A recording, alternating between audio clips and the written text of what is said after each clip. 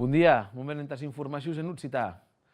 La llei de l'occità aranès en Aran ha sofrit un greu damatge col·lateral a raïs de la sentència del Tribunal Constitucional entre l'Estatut d'Autonomia de Catalunya. Segons han informat a la redacció de l'Infoc 11 del Departament de Política Lingüística de la Generalitat de Catalunya i del Govern d'Aran, la llei que regula l'oficialitat de l'occità en Catalunya hauria de portar-se a ple del Parlament dijous passat. Totú, pr'amor que, segons la sentència, el català non pot èster llengua preferenta, el Partit Popular portèc la llei dimèrcoles passat al Consell de Gatges Estatutaris. Et cartura de moment el procés d'aprovació de la llei que desvolupa l'oficialitat de l'occità en Catalunya.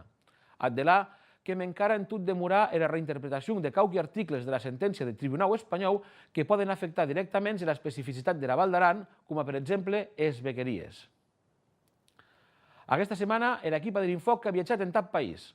Que anem a Pau i que visitarem la Tour de Burreu, en centric barri de Xedàs.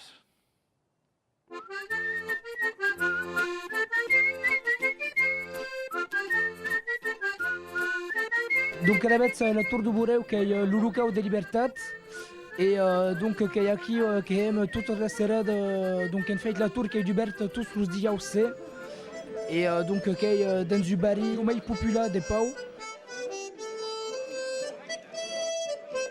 et donc elle va être la tour qui est le loc comme il y a autant un tabiene par là un tabiene bébé et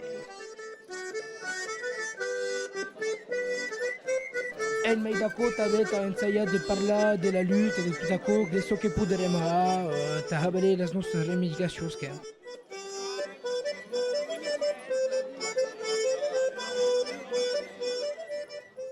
Aquest mateix dia ve poderem presenciar un concert de la banda occitana de punk Gullats of Quedàs. Els Gullats se defineixen com una banda de punk sense així cap aute apel·latiu. És un dels pocs grups radicals que hi ha en Occitània.